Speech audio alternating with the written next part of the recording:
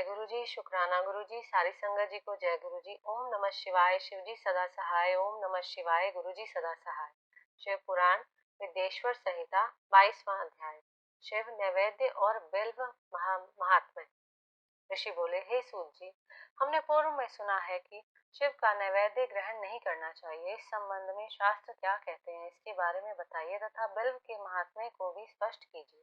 सूत जी ने कहा, हे मुनियों, आप सभी शिव व्रत का पालन करने वाले हैं, इसलिए मैं आपको प्रसन्नता पूर्वक सारी बातें बता रहा हूँ। आप ध्यान पूर्वक सुने।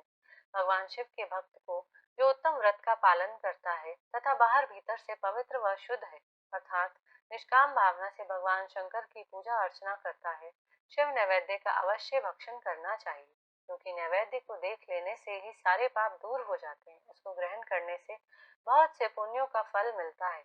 नैवेद्य को खाने से हजारों और अरबों यज्ञों का पुण्य अंदर आ जाता है। जिसके घर में शिव जी के नैवेद्य का प्रचार होता है, उसका घर तो पवित्र है ही, बल्कि वह साथ के अन्य घरों को भी पवित्र कर देता है। इसलिए सिर झुकाकर प्रसन्नता पूर्वक एवं भक्ति भावना से इसे ग्रहण करें और इसे खा लें।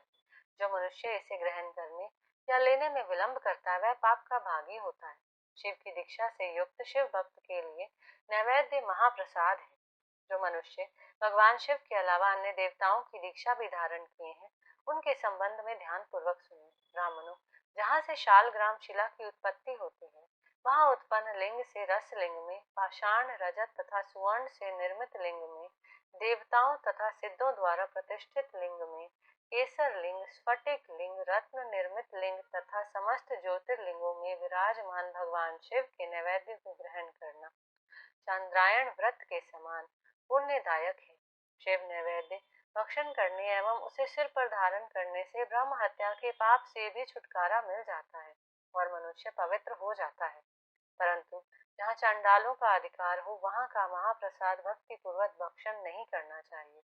बाण लिंग, लोह निर्मित लिंग, सिद्ध लिंग, उपासना से प्राप्त अर्थात सिद्धों द्वारा स्थापित लिंग, स्वयंभू लिंग एवं मूर्ति का जहाँ पर चंड का अधिकार नहीं है, जो मनुष्य भक्ति पूर्वक स्नान कराकर उस जल का 3 बार आचमन करता है, उसके सभी कायिक, वाचिक और मानसिक पाप नष्ट हो जाते हैं। जो वस्तु भगवान शिव को अर्पित की जाती है, वह अत्यंत पवित्र मानी जाती है। हे ऋषियों, बिल्व अर्थात बेल का वृक्ष महादेव का रूप है। देवताओं द्वारा इसकी स्तुति की गई है। तीनों लोकों में स्थित सभी तीर्थ बिल्व में ही निवास करते हैं, क्योंकि इसकी जड़ में लिंग रूपी महादेव जी का वास होता है।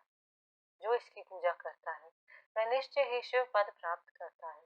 जो मनुष्य बिल्व की जड़ के पास अपने मस्तक को जल से सींचता है, उसे संपूर्ण तीर्थ स्थानों पर स्नान का फल प्राप्त होता है।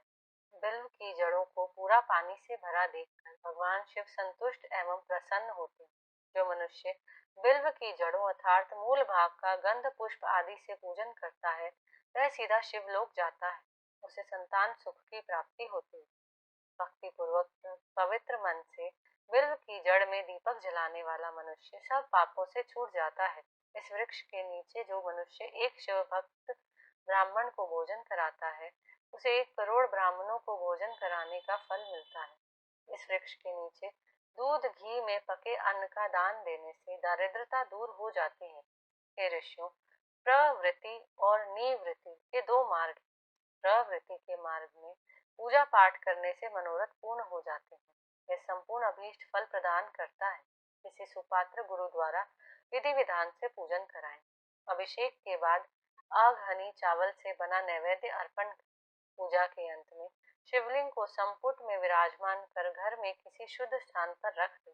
निवृत्ति मार्गी उपासकों को हाथ में ही पूजन करना चाहिए। भिक्षा में प्राप्त भोजन को ही नैवेद्य के रूप में अर्पित करें। निवृत्ति पुरुषों के लिए सूक्ष्म लिंग ही श्रेष्ठ है। वो विभूति से पूजन करें तथा विभूति को ही निवेदित करें। पूजा करने के उपरांत लिंग को मस्तक पर धारण करें। यहीं पर शिव पुराण विद्येश्वर संहिता का 22वां अध्याय समाप्त।